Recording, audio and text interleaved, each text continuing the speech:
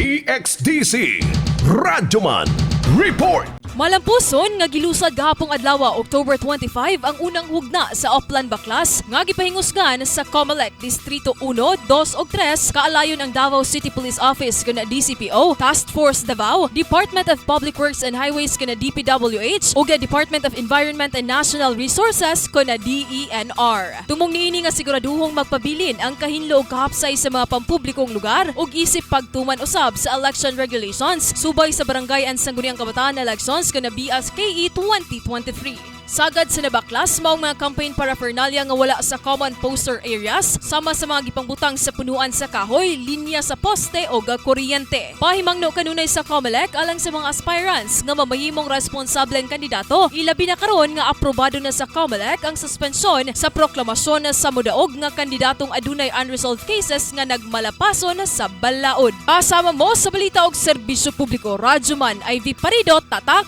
RMN. RMN News, Diretso Balitang Metro Davao.